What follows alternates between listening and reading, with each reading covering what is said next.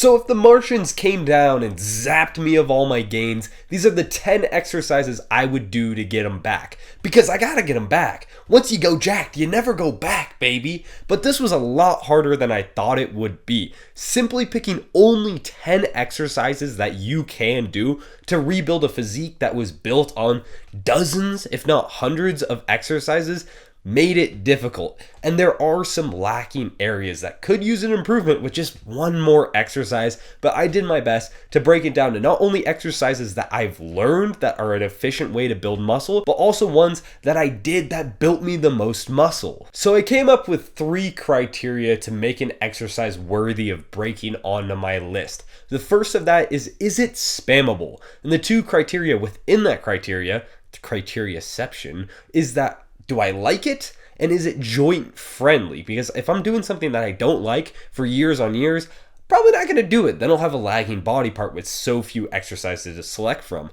And if I have to do it over and over again every single week, multiple times a week, it needs to save my joints. The second criteria is it progressible? As nice as it would be to pick the fancy schmancy chest press, what if I max it out in like 2 years?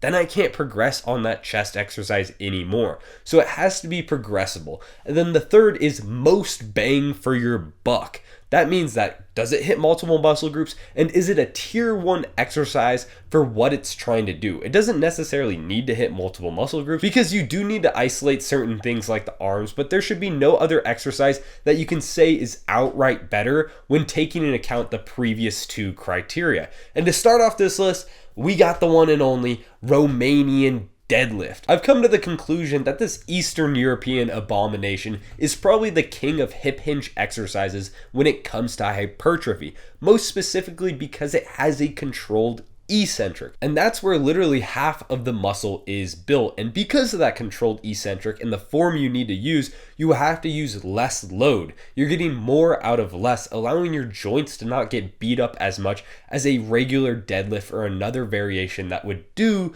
technically the same thing as this Romanian deadlift. And also we target muscles outside of just the posterior chain, which is a huge benefit. Our upper back and lats get hit along with it, especially if we take that snatch grip. So we can use this as another back exercise, and it acts as a 2-for-1, saving us an exercise slot. Our next exercise is our only other leg exercise on the list, and I had to make a last minute game time adjustment literally 5 seconds ago and decide to swap out the high bar squat for an ass to grass hack squat or a deep leg press. This was a tough decision. I built the majority of my mass on a high bar back squat. I mean, it's the fucking squat, bro. If you're gonna add mass to your legs, you're gonna go squat up and down with some heavy ass weight on your back. And that's what the high bar squat is. But when you think about hitting it twice a week, and once you get to adding more weight and needing more volume, the wear and tear on your lower back and your joints is not conducive to a long-term successful strategy. I've always only squatted once a week. So thinking about it from a pure hypertrophy standpoint, and if I'm just losing all my muscle and not my knowledge of the body, I'll be able to utilize a hack squat or a deep leg press to stimulate specifically my quads. If you reset my knowledge, I'd put that motherfucker under a bar and get squatting because he has no idea how to target his quads specifically. Another reason I choose this hack squat variation is the ability to get into that ass to grass position without having to hip hinge the weight up. For somebody with long ass legs like me, you get it through about 3 good reps and then you start using your posterior chain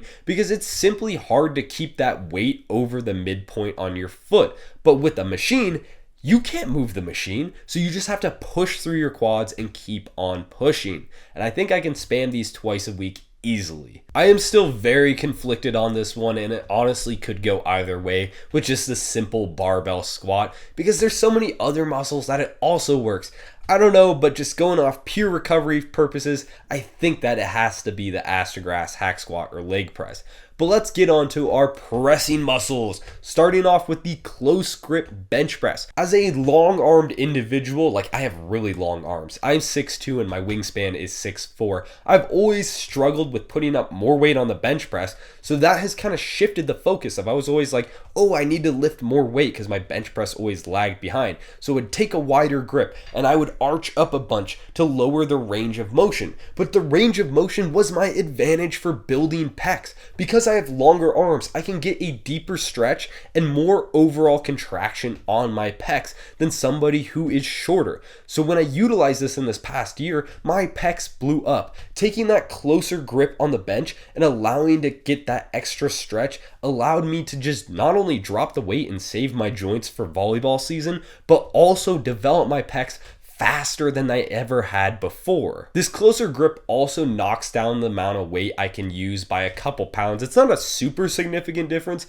but it's probably like 20 to 40 pounds depending on how arched up I am, and I don't plan to be that arched up if my goal is to develop my pecs. And another bonus is that it works my triceps. Triceps are something that you usually have to isolate, but you can get a good amount of tricep volume simply by bringing your bench press grip in closer. But our next pushing exercise will be incline dumbbell press. This has done me good. I've always been a front delt dominant presser, so this will be my substitute for an overhead press, but I've always been lacking in my chest. And the ability to stretch with these dumbbells allows me to use this as a substitute for a fly too. And if I control the eccentrics and really focus on just getting that stretch like a fly kind of, then I will be able to save my joints. So it checks off all the lists along with being a converging press, unlike the barbell press, so you get that extra squeeze in and some more gains. Honestly, if you're not doing incline dumbbell press, you might as well tattoo on your forehead you don't want some sick fucking juicy pecs. But also, our last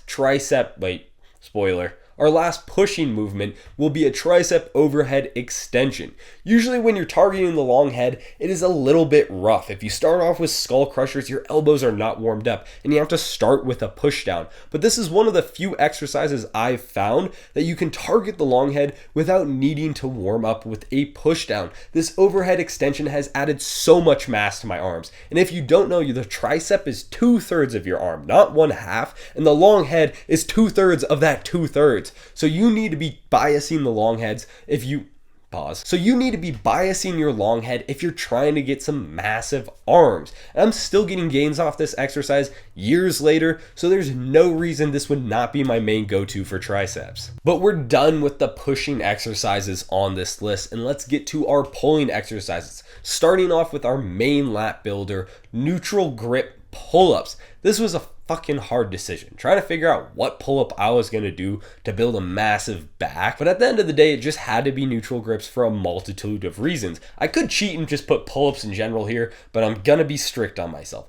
The neutral grip is the most joint-friendly option and allows you to spam it multiple times a week, along with hitting your biceps and brachialis here. There is no room for a specific brachialis exercise, and your biceps can always use more targeting, so having that in there will also benefit us greatly. Along with, I've always had a hard time feeling my lats, but lately when I've been strapping up to the pull-up bar and weighting these neutral grip pull-ups, it's like a better version of a close grip lat pull down for me. So I'm super excited to build that barn door back with these now that I'm doing them. There's no reason not to do neutral grip pull-ups. But our next exercise, our horizontal row, was where I had the most difficulty choosing. There are so many options, and this is an exercise that has been very difficult for me to feel personally when working the muscles. You could do a T-bar row, chest supported or not chest supported. You could do the classic old barbell row. What about the pendlay row? Or you could do a Helms row or a machine row,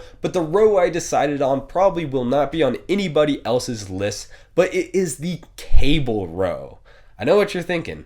Cable row, I thought that was just a decent back exercise. How does that fit into S tier? For a lot of reasons. One is the joint recoverability compared to a barbell row, because you don't have to incorporate your lower back at all. Extremely spammable. Amazing stretch if it has enough range of motion to allow you to get pulled all the way forward. And also, just changing your elbow angles and the grip attachment is so easy to bias different parts of your back. This exercise genuinely helped me develop the mind-muscle connection with my lats simply by trying out different grips and really focusing on that weighted stretch. And also, when it comes to maxing out the machines, if you're doing it correctly, you gotta be one strong motherfucker, stronger than I am now, to max out most cable row machines. And for our last pulling exercise, our biceps exercise, I had another dilemma, and still am having this dilemma. I paused for like 5 minutes thinking about if I wanted to switch this up, but the exercise I have chosen is the easy bar preacher curl.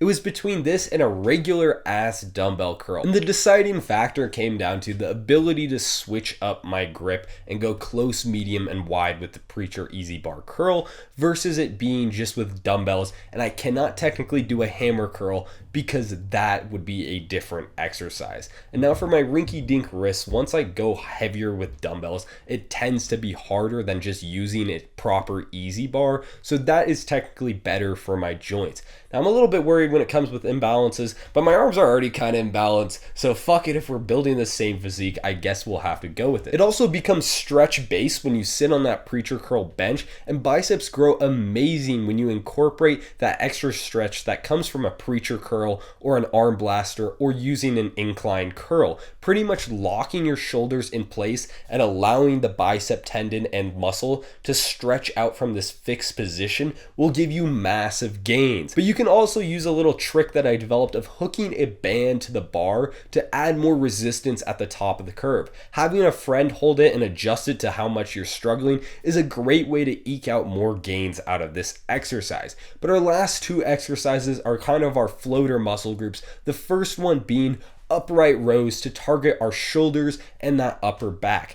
I really wanted to just spam lateral raises, but I needed something to specifically target my rear delts, and more upper back volume is never a problem. The upright row is so easily adjustable with what you can use, whether it be dumbbells, a cable, or a barbell, along with being any grip that's possible to fit your shoulders. You can adjust your pulling angle to really make it more of a face pull sometimes and allow you to bias more upper back or more side delts or more rear delts. It's a very adjustable exercise for that whole yoke area. And the ab exercise that I have chosen is GHD or decline sit-ups. It was a hard choice between these and leg raises with a twist, but honestly, these get the same thing when you stretch at the bottom, especially on a GHD bench. I did ab circuits for 4 years straight, every single workout, and got myself a great pair of abs, but I could have just done weighted decline sit-ups and leg raises. And more specifically, really just decline sit-ups if you do them properly. The stretch allows you to get the same thing that a leg raise has if you contract in the right places. And I think it's probably the best overall core development exercise you can do. Well, those are my 10 exercises that I would use to rebuild my physique. It's crazy to cut out exercises that you've been doing for years and making great gains on simply because they don't fit into a small list of 10. But I believe I could get 90 to 95% of my gains using only these exercises, but it'd be a lot more boring and a lot more tedious. There's nothing wrong with having a large exercise selection. Let me know what your guys' lists are down in the comment section below, and also if you want to see videos about exercises you should be doing. I was thinking about making top 10 or top 5 lists explaining exercises that you could be doing to be making massive gains. Anyways, let me know down below, like and subscribe, and see you guys.